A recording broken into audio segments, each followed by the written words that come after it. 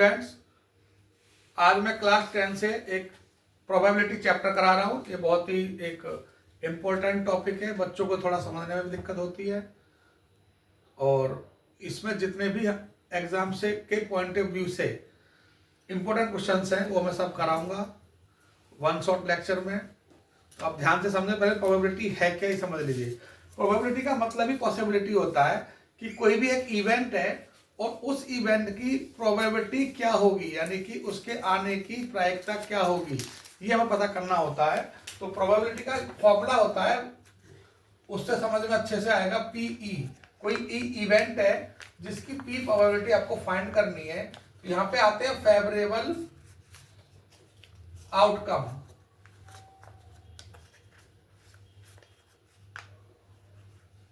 Favourable outcomes या कह सकते हैं इवेंट्स, फेवरेबल इवेंट्स अपॉन में टोटल नंबर ऑफ आउटकम।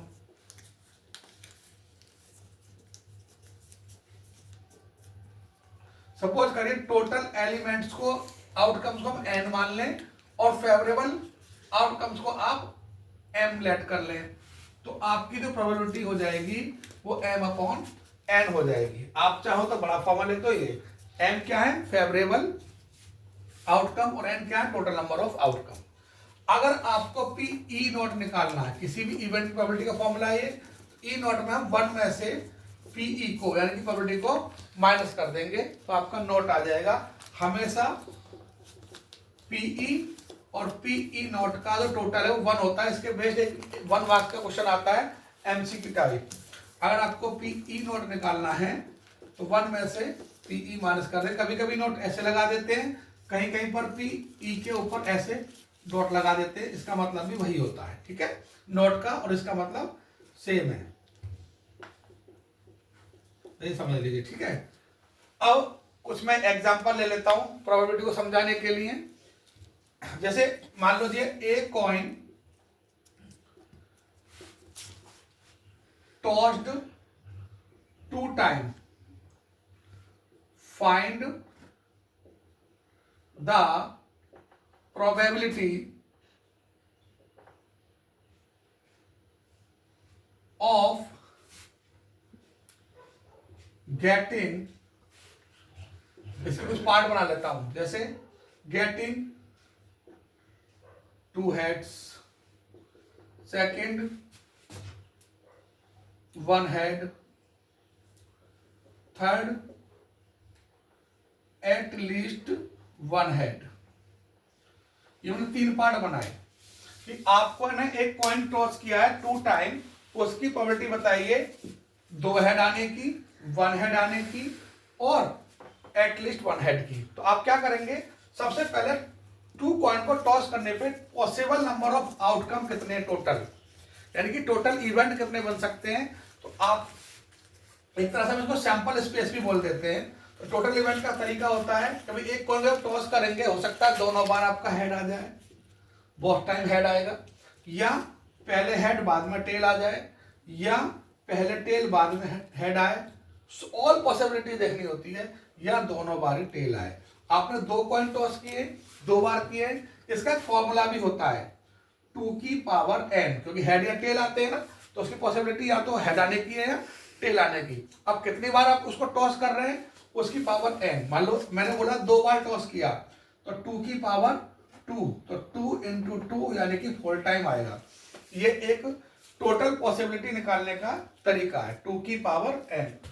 अब वो मैंने 4 कौन कौन से इवेंट है वो मैंने बता दिए। हो सकता है बहुत टाइम हेड आ जाए, पहले हेड बाद में टेल आए, पहले टेल बाद में हेड आए, या टेल टेल आए। ये हो गया। अब इवेंट्स क्रिएट करेंगे, ये तो हो गया पॉसिबल आउटकम टोटल। अब इवेंट क्या क्रिएट करना है, जो आपसे पूछा जा रहा है, प्रोबेबिलिटी किसकी पूछ रहा है, यदि 2 हेड आने की पूछ रहा है तो 2 हेड्स का कितने पॉसिबल है यहाँ पे चांस, 1। तो पहला पार्ट था 2 हेड। अब 2 हेड आने के चांसेस कितने हैं, सिर्फ 1 बार, यानी कि इन 4 में से सिर्फ 1 बार चांस ऐसा है कि दोनों बार हेड आएगा। अब आ जाइए प्रोबेबिलिटी पर। किसी इवेंट्स की प्रोबेबिलिटी का फॉर्मूला क्या होता है, फेवरेबल अपॉन में टोटल। अब फेवरेबल कितने हैं, फेवरेबल आउटकम्स अपॉन में टोटल नंबर ऑफ आउटकम्स। तो फेवरेबल आपका 1 हो गया और टोटल आपके 4 हो गए, मतलब 4 निकाले ना, 1 2 3 4 काउंट कर लो, ऐसे लिख दो। तो यही आपकी प्रोबेबिलिटी हो गई। ऐसे सेकंड केस में क्या बोला गया है कि जी आपका 1 हेड वाला बता दो, 2 हेड वाला हो गया। अब 1 हेड कब है, 1 हेड में देखो हेड टेल या टेल हेड, तो 1 हेड में आने में या तो हेड टेल आएगा या टेल हेड आएगा, 2 चांस हो गए। तो प्रोबेबिलिटी क्या हो जाएगी, पहले फॉर्मूला लिख देंगे फिर वैल्यू डालेंगे, अब ध्यान रखना। तो 2/4 डिवाइड करोगे तो 1/2 आ जाएगा। ऐसे इसका अब थर्ड पार्ट देख लीजिए। थर्ड पार्ट में क्या पूछा गया है, एटलीस्ट 1 हेड। तो एटलीस्ट 1 हेड में क्या क्या चांस बनेंगे, उस 1 हेड या उससे ज्यादा, एटलीस्ट माने कम से कम 1 हेड होना चाहिए। तो 1 हेड वाला एक हेड, उससे ज्यादा हेड हो सकते हैं, तो ये रहा, यानी कि हेड टेल, टेल हेड और हेड हेड, ये एटलीस्ट वाला केस हो गया, एटलीस्ट 1 हेड। अब इसकी प्रोबेबिलिटी चाहिए हमें, तो प्रोबेबिलिटी कैसे निकालोगे, ये 3 हो गए, अपॉन में टोटल 4 हो गए। ध्यान रखना जिसकी प्रोबेबिलिटी पूछ रहा है वो ऊपर और टोटल नीचे, यही आंसर है। तो एक क्वेश्चन मैंने आपको करा दिया, अभी और कराता हूं।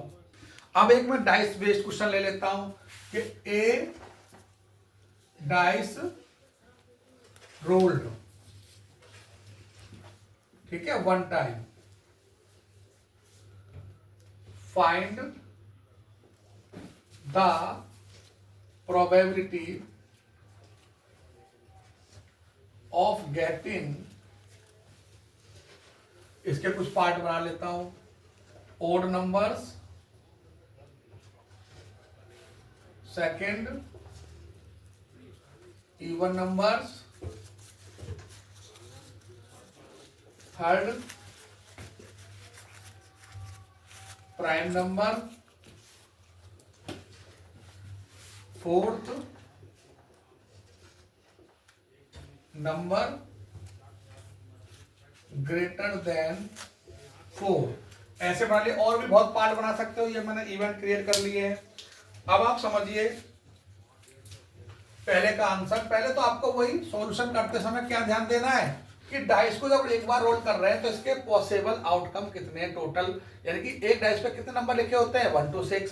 तो पॉसिबिलिटी क्या हो गई, इसके सैंपल स्पेस होने की प्रोबेबिलिटी हो गई, या तो इस पे 1 हो सकता है, 2 3 4 5 6, ठीक है, ये एक बार वाली रोल की है। अब इसमें आपने क्या करना है कि आपने प्रोबेबिलिटी बतानी है ओड नंबर्स की, पहला पार्ट है ओड नंबर्स। अब ये बताओ ओड नंबर्स कौन कौन से होते हैं इसमें, वो फेवरेबल बन जाएंगे। जैसे ओड है 1 3 5, 3 नंबर ओड हो गए और टोटल नंबर कितने हैं, 6। तो probability of getting odd numbers, तो ओड नंबर आपके आ गए 3, टोटल हो गए 6, तो 1/2। फॉर्मूला जरूर लिख देना, m/n, ये प्रोबेबिलिटी का फॉर्मूला है, m/n। सेकंड पार्ट में आ जाइए, क्या पूछ रहा है जी, इवन नंबर की प्रोबेबिलिटी। अब इवन नंबर कितने हैं, ये भी आप देख लो। इवन नंबर हो गए आपके 2 4 6, ये इवन होते हैं, ये भी 3 हो गए, तो 3/6 यानी कि 1/2। थर्ड में क्या पूछा गया, प्राइम नंबर। अब प्राइम नंबर कौन कौन से होते हैं, तो प्राइम नंबर्स होते हैं आपके, पहला प्राइम नंबर 2 होगा जो अपने आप से डिवाइड हो, तो 2 3 5, तो प्रोबेबिलिटी क्या बनेगी प्राइम नंबर की, 3/6 यानी कि 1/2। फोर्थ पार्ट है इसका केस में, number greater then 4, number greater then 4, तो 4 से बड़े नंबर कौन कौन से होते हैं, 5 और 6। अब इसकी प्रोबेबिलिटी क्या हो जाएगी, 2/6 यानी कि 1/2। अब एक डाइस बेस्ड एक और क्वेश्चन ले रहा हूं, बहुत ही इंपॉर्टेंट क्वेश्चन है, एग्जाम में आता है इस टाइप का, ठीक है। क्वेश्चन है ए डाइस इज रोल्ड 2 टाइम। अब एक डाइस को 2 बार रोल किया जा रहा है, then find the probability of getting. तो आपको प्रोबेबिलिटी निकालनी है डबलेट नंबर आने की, sum of number greater than 8, numbers का सम 8 आ जाए, गेटिंग सम 12, दोनों नंबरों का जो नंबर आएंगे उस पर वो 12 आए सम, या फर्स्ट डाइस पर आपका 5 आए, या गेटिंग सम 6। इस तरह से मैंने कुछ पॉइंट बनाए हैं, उससे तो अब सबसे पहले आपको ये पता होना चाहिए कि जब एक डाई को 2 बार रोल करेंगे तो नंबर ऑफ आउटकम कितने होंगे।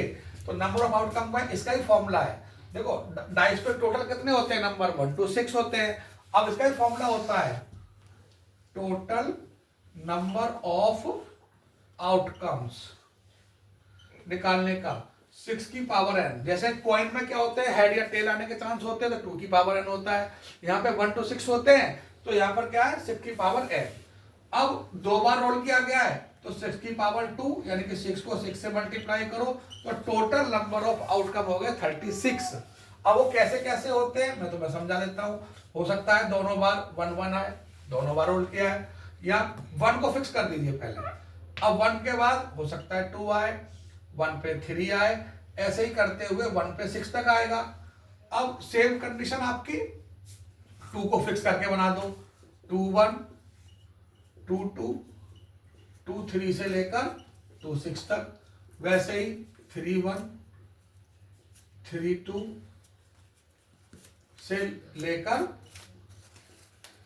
3 6 तक, और ऐसे करते हुए सोर कहां तक जाना, 6 तक।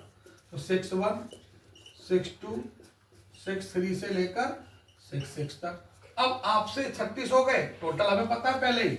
अब हमें फेवरेबल चाहिए, तो पहले क्या पूछा, डबलेट। तो डबलेट नंबर क्या होते हैं, डबलेट नंबर होते हैं जिन पे दोनों पे सेम नंबर होते हैं। जैसे 1 1 2 2 3 3 4 4 5 5 6 6, ये डबलेट होते हैं। तो कितने नंबर हो गए, 1 2 3 4 5 6, और टोटल कितने 36। तो probability of getting doublet number क्या हो जाएगी, 6/36। फेवरेबल 6 है, टोटल 36 है, तो 1/6 आ जाएगी। ऐसे ही सेकंड पॉइंट क्या पूछा था, सम ऑफ नंबर ग्रेटर देन 8, जिनका सम 8 से ज्यादा है।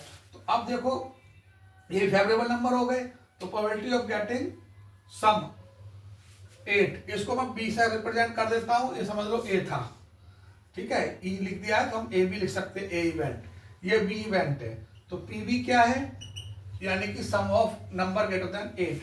तो बी एलिमेंट निकालो पहले इसकी, 8 किस किस का आया, 8 से बड़ा। तो देखो 2 और 6 भी 8 होते हैं, यानी कि 2 1 लाइन तक तो 8 ही बनेगा, इससे बड़ा यहाँ नहीं आएगा। तो 3 वाली सीरीज में आएगा 3 6, ये 8 से बड़ा हो गया। तो एक पहला नंबर तो हमें मिल गया 3 6, ठीक है। अब इसके बाद में 4 पे आएगा, तो 4 5 4 4 तक तो 8 ही बनेगा, 4 5 और 4 6। ऐसे 5 वाले में 5 4 5 5 5 6, 6 वाले में 6 3 6 4 6 5 6 6। तो नंबर हो गए 1 2 3 4 5 6 7 8 9 10 नंबर। अब इनकी प्रोबेबिलिटी निकालनी है ग्रेटर देन 8 वालों में, तो 10/36 को टोटल 36 है, 2 से डिवाइड करो 5, 2 से डिवाइड करो 18, यही आपका आंसर है। अब आ जाओ उसका थर्ड पॉइंट। थर्ड पॉइंट क्या है, गेटिंग सम 12। अब सम 12 कब आता है, सिर्फ 6 6 के केस में आता है। तो प्रोबेबिलिटी ऑफ गेटिंग 12 1/36, ठीक है, 1/36। ऐसे ही गेटिंग 5 ऑन फर्स्ट डाइस, यानी कि इसका फोर्थ पार्ट पे आ जाइए। अब सम यानी कि 5 ऑन फर्स्ट डाइस। अब पहले डाइस पे 5 होगा तो कौन कौन से बनेंगे, 5 फिक्स कर लो, 5 1 5 2 से लेकर 5 6 तक, तो 1 से लेकर 6 हो गए।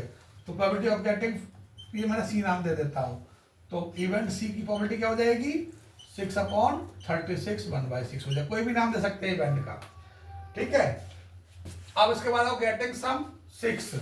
अब 6 सम कैसे कैसा आएगा ये भी आपको देखना है। जैसे 1 और 5 का सम 6 आएगा, सम 6, 2 4 का 6 आएगा, 3 3 का 6 आएगा, 4 2 का 6 आएगा, 5 1 का 6 आएगा, और बस 6 यही आने वाले हैं, 1 2 3 4 5, ठीक है। 6 का 6 पाएगा ही नहीं। तो अब इसका प्रोबेबिलिटी हमने नाम दे दिया इवेंट का डी, तो प्रोबेबिलिटी ऑफ डी इवेंट क्या बन जाएगी 5/1 2 3 4 5/36, ये इसका आंसर है। ठीक है, अब एक और मैंने क्वेश्चन लिया है आपको, जिसे कह रहे हैं ए bag contain 5 red 8 white and 7 black ball, A ball drawn at random from the bag, मतलब बैग से एक बॉल निकाल ली रैंडमली, तो find the probability that the drawn ball is. एक बैग में टोटल बॉल कितनी है पहले निकालो, 5 + 8 + 7, तो टोटल नंबर ऑफ बॉल हो जाएगी बैग में 5 + 8 + 7 यानी कि 20 बॉल्स। अब पूछ क्या रहा प्रोबेबिलिटी पहली रेड और व्हाइट, इस बार ध्यान देना, या तो बॉल रेड हो या व्हाइट हो। तो इस केस में ना जब और का साइन आता है तो दोनों को ऐड कर देते हैं, क्योंकि दोनों की बराबर पॉसिबिलिटी हो गई, और रेड है 5 बॉल व्हाइट 8 बॉल, तो दोनों की मिला के पॉसिबिलिटी आपकी 13 हो जाती है। अब आपको रेड और व्हाइट की प्रोबेबिलिटी बतानी है, तो टोटल फेवरेबल 13, टोटल बॉल 20, ये आ जाएगा, फॉर्मूला वही होता है m/n। ऐसे ही अगले पूछ रहा है नॉट ब्लैक बॉल, ब्लैक नहीं हो, अब ब्लैक को छोड़ दो, तो 7 को छोड़ दो तो कितनी बची 5 + 8, तो ये भी 13 हो गई, तो 13/20 आ गया आंसर। नीदर व्हाइट नोर ब्लैक, यानी कि ना तो ये व्हाइट हो और ना ही ये ब्लैक हो। अब व्हाइट को छोड़ दो और ब्लैक छोड़ दो, तो रेड बॉल ही बची, तो 5 बची, तो 5/20 ये आपका आंसर हो गया। अब ऐसी फोर्थ पूछा व्हाइट बॉल की बताओ, तो व्हाइट बॉल कितनी है 8 है, व्हाइट बॉल कितनी है 8, तो 9 किसने बता दिया 8 है, तो 8 हो गया, और आंसर क्या आएगा 8/20। अब 4 से डिवाइड हो जाएगा, 4 2 जा 4 5 जा, तो 2/5 ये आपका आंसर हो गया। अब मैं आपको प्लेइंग कार्ड्स के बारे में समझा देता हूं पहले, फिर उसके बेस्ड 1-2 क्वेश्चंस लेंगे, ध्यान से समझना, पूरा डिटेल में मैं कार्ड्स की नॉलेज दे रहा हूं। जो आपके प्लेइंग कार्ड्स है वो total number of playing card होते हैं आपके 52, यानी कि हमारे पास जो प्लेइंग कार्ड है कितने होते हैं 52। अब वो होते कैसे कैसे वो समझिए, जैसे एस होगा, फिर उसके बाद एस को हम 1 बोलते हैं, फिर 2 3 4 5 6 7 8 9 10, 10 के बाद में शुरू हो जाता है जैक क्वीन किंग, यानी कि इस तरीके से कार्ड होते हैं, तो टोटल बन जाते हैं 13, 1 से लेकर 10 11 12 13, तो हर एक तरह के 13 कार्ड होते हैं। अब ये टाइप कौन कौन से होते हैं, डायमंड कार्ड होता है, डायमंड कैसे कार्ड होते हैं रेड कलर के होते हैं, हार्ट कैसा होता है रेड होता है, स्पेड ब्लैक होता है, क्लब ब्लैक होते हैं, ऐसे होते हैं। तो डायमंड का एस हो गया, ऐसे ही 2 होगा, ऐसे ही 3 होगा, 4 5 6 7 8 9 एक होंगे, और आपका ये, तो टोटल जो बनते हैं डायमंड के वो कितने बन गए 13। इसी तरीके से हर्ट के 13 होते हैं, ऐसे ही आपका स्पेड और क्लब के। अब इसी तरीके से आपके स्पेड क्लब सब 13 मिलके टोटल कितने हो गए 52 कार्ड हो गए आपके पास। लेकिन ये खुद भी 4 होते हैं, जैसे एक डायमंड का, एक हट का, एक स्पेड का, एक क्लब का, एक कार्ड होता है, तो एस भी 4 हो गए, 2 भी 4 हो गए, 3 भी, ऐसे सब 4 हो जाते हैं, जैक भी 4, क्वीन भी और किंग भी, तो 4 कार्ड हो गए। अब आपसे बोले एस कितने हैं, तो देखो काउंट करा दी 4 हो गए, जैक 4 हो गए, क्वीन 4 हो गए, किंग 4 हो गए। अब आपसे बोले जी फेस कार्ड कितने हैं, तो जी फेस कार्ड होते हैं जिन पे फेस बना होता है, तो वो होते हैं जैक क्वीन और किंग, तो जैक क्वीन और किंग को जोड़ेंगे 4 + 4 + 4, तो वो हो गए 12। इसमें ही पूछ सकता है कि रेड फेस कार्ड बताओ और ब्लैक बताओ, तो आपको पहले रेड कार्ड के बारे में समझ लो। जो रेड कार्ड होते हैं वो होते हैं डायमंड एंड हार्ट, तो हार्ट और डायमंड को जोड़ो तो रेड बनते हैं, यानी कि 13 ही हट के। अब 13 हट कैसे समझ में आया था ना, ये सब टोटल किया इनका 13 कार्ड है, 13 सब ये, तो 13 ही हट के 13 ही डायमंड के, टोटल हो गए 26 कार्ड। ऐसे ब्लैक कार्ड में ब्लैक क्लब और स्पेड होते हैं, तो ये भी 13 होते हैं, तो ये भी 26 हो गए। अगली बात समझ, तो आप ध्यान रखना 13 डायमंड है जो कि रेड है, हर्ट भी रेड है 13 ही है, क्लब ब्लैक होता है, स्पेड ब्लैक होता है, टोटल हो गए ऐसे ही ये भी 52। अब हमसे बात आ रही है फेस कार्ड की, तो आपके फेस कार्ड 12 हो गए 4, लेकिन ये भी 2 जगह डिवाइड हो जाएंगे, black face card, black face card तो वो भी कितने हो गए, आधे कर दो 12 का, यानी कि 6। और रेड फेस कार्ड वो भी हो गए 6। तो इसी तरीके से आपके इन्हीं के बेस्ड क्वेश्चन क्रिएट होते हैं, जो कि मैं अब आपको समझाता हूं। अब कार्ड बेस्ड एक क्वेश्चन ले लेते हैं। One card is drawn from A pack of 52 cards, each of 52 cards being equally like to be drawn, find probability that the card is, मतलब आपके पास 52 कार्ड है, उनमें से प्रोबेबिलिटी निकालनी है आपको एस की, रेड की, इधर रेड और किंग, या फेस कार्ड या डायमंड कार्ड। अब पहले एस कार्ड की तो आपको मैं देखो समझा चुका हूं पहले ही कार्ड्स के बारे में। तो एस कितने होते हैं हमारे पास 4, टोटल कार्ड कितने होते हैं 52, तो एस हो गए 4/52, 4 से डिवाइड करोगे 1/30, ये आपका आंसर है। रेड कार्ड कितने होते हैं, रेड देखो 2 तरह के कार्ड होते हैं, कौन कौन से बताए थे मैंने, डायमंड प्लस हार्ट। अब डायमंड भी 13 होते हैं, हार्ट भी 13, टोटल कितने हो गए 26, तो 26 ऊपर टोटल, नीचे 52 ही आएगा। अब इसे डिवाइड करोगे 1 से 1 टाइम गया, 2 टाइम, तो 1/2 आ जाएगा। ऐसे रेड और किंग की बात कर रहा है, देखो रेड तो आपको पता चल गया 26 होते हैं, है ना।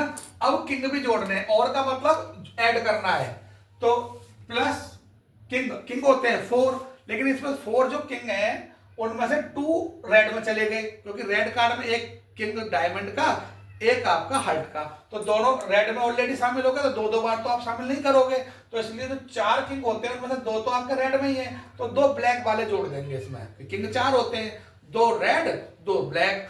अब रेड वाले तो इसमें ऑलरेडी शामिल है, तो इसलिए ब्लैक वाले जोड़ेंगे। टोटल कितने हो गए 28। ये इंपॉर्टेंट क्वेश्चन है, बच्चे गलती कर देते हैं। अब 28 हो गया टोटल। अब इसकी प्रोबेबिलिटी निकाल दो, 28/52, 4 से डिवाइड हो गया 7, ये 13। ऐसे आपसे बोल रहा फेस कार्ड की बताइए, तो फेस कार्ड कितने होते हैं 12। मैंने बताया था फेस कार्ड कौन कौन से होते हैं, जैक, क्वीन और किंग। अब जैक भी 4, क्वीन भी 4, किंग भी 4, टोटल हो गए 12, तो 12/52, 3/13। डायमंड आपके 13 होते हैं, 13/52, 1/4, यही आपका आंसर है। अब एक क्वेश्चन और ले लेते हैं, बहुत इंपॉर्टेंट क्वेश्चन है ये card based. The king, queen and jack of clubs, मतलब क्लब्स के किंग, क्वीन और jack are removed from the deck of 52 card, मतलब 52 कार्ड में से आपने 3 कार्ड रिमूव कर दिए हैं, और वो है क्लब के। एट द वेल सफल्ड, फिर उनको निकाल के वेल सफल्ड कर दिया गया है। 1 card is selected from the remaining card, जो रिमेनिंग कार्ड बचे उसमें से एक कार्ड सेलेक्ट करके आपको प्रोबेबिलिटी बतानी है हार्ट की, किंग की, क्लब की और 10 ऑफ हार्ट की। अब ये बताओ, आपके पास क्लब होते हैं 13, पर 3 आपने रिमूव कर दिए क्लब के, कौन कौन से, जैक, किंग, क्वीन और किंग। अब 3 निकालोगे तो 10 रिमेनिंग हो गए। अब टोटल कार्ड कितने होते हैं 52, 3 आपने रिमूव कर दिए, तो टोटल कार्ड रिमेनिंग कितने रह गए 49 कार्ड। अब हर्ट की निकालनी है, तो हर्ट आपके 13 ही होते हैं, तो हर्ट तो आपका छेड़ा ही नहीं है, हर्ट तो पूरे के पूरे टोटल है, तो 13/49 ये आपकी हर्ट की प्रोबेबिलिटी आ जाएगी। फिर आपसे किंग की पूछी है, तो किंग 4 होते हैं, बट एक किंग क्लब का रिमूव हो चुका है, तो आपके रिमेनिंग किंग हो गए 3, तो प्रोबेबिलिटी होगी किंग की 3/49। ऐसे ही क्लब, अब क्लब की आपसे पूछ रहा है, तो क्लब के कार्ड कितने होते हैं 13, पर 3 रिमूव हो गए, टोटल रह गए रिमेनिंग 10, तो 10/49। ऐसे ही हर्ट ऑफ 10, अब हर्ट ऑफ 10 एक ही होता है, ठीक है, तो इसलिए 1/49, यही आंसर। देखो एक बहुत ही इंपॉर्टेंट क्वेश्चन कराने जा रहा हूं मैं प्रोबेबिलिटी का, जो एग्जाम में आता ही आता है। Find the probability that a leap year selected at random, आपको प्रोबेबिलिटी निकालनी है, कोई भी लीप ईयर सेलेक्ट कर लीजिए रैंडमली, विल कंटेन 53 संडेज। अब ये चाहे 53 संडे बोले, मंडे बोले, ट्यूसडे बोले, सबका प्रोसेस एक ही है। लीप ईयर के लिए क्या होता है समझ लीजिए, जो आपका, अब मैं आपको बता दूं, लीप ईयर जो होता है आपका, उसमें 366 डेज होते हैं। नॉर्मल जो ईयर होता है उसमें 365 डेज होते हैं, ठीक है, लीप ईयर में एक डे एक्स्ट्रा होता है। अब आपके पास ये बताओ 1 ईयर में वीक कितने होते हैं, तो 1 ईयर में आपके होते हैं 52 वीक्स, और 52 वीक होते हैं, और 1 वीक में डेज कितने होते हैं? 7 डेज होते हैं। तो अगर हम मल्टीप्लाई करें 7 से इसको, तो number of days in a year क्या आएगा? 52 मल्टीप्लाई 7, 364। अब ध्यान देना, वीक के हिसाब से डेज बनते हैं 364 और लीप ईयर में होते हैं 362। तो एक्स्ट्रा डेज कितने हो गए, यही हमें समझना है। तो 366 में से 364 घटाओ तो वो हो गए 2 डेज। अब ये 2 दिन कौन कौन से हो सकते हैं एक्स्ट्रा? पहले या तो मंडे, ट्यूसडे हो सकते हैं, ट्यूसडे, वेडनेसडे हो सकते हैं, वेडनेसडे, थर्सडे हो सकते हैं। ऐसे ही वेडनेसडे थर्सडे के बाद में थर्सडे फ्राइडे, फ्राइडे सैटरडे हो सकते हैं। ठीक है, सैटरडे संडे, संडे मंडे। आपको बताना है कि 53 संडे होने की प्रोबेबिलिटी क्या है, यानी कि एक दिन एक्स्ट्रा वो क्या है? संडे। 52 वीक होते हैं, तो 52 से एक दिन एक्स्ट्रा कौन सा हुआ? संडे बताना। तो कौन कौन से ग्रुप में संडे पॉसिबल है? या तो सैटरडे के बाद संडे आए वो पॉसिबल है, 2 दिन हो गए सैटरडे संडे, या संडे मंडे, इन 2 ग्रुप में संडे आ रहा है। तो प्रोबेबिलिटी के 2 चांस हो गया। टोटल पॉसिबिलिटी कितनी है? 1 2 3 4 5 6 7। तो probability of getting 53 Sunday, 53 Sundays वो हो जाएगी 2/7, क्योंकि 2 चांस होगा संडे आने के। सैटरडे के बाद वाला संडे होगा, संडे के बाद वाला मंडे, तो संडे के 2 ग्रुप हो गए और टोटल 7 पॉसिबिलिटी है। यही आपका आंसर नहीं है। एक और बता दूं अभी, अगर ये नॉर्मल ईयर है तो क्या होगी पॉसिबिलिटी? तो नॉर्मल ईयर में 365 डेज होते हैं, तो एक्स्ट्रा डे कितना बढ़ेगा? इसमें एक्स्ट्रा डे बढ़ेगा 1। अब 1 में वो मंडे हो सकता है, ट्यूसडे हो सकता है, वेडनेसडे हो सकता है, थर्सडे हो सकता है, फ्राइडे हो सकता है, सैटरडे हो सकता है, संडे हो सकता है।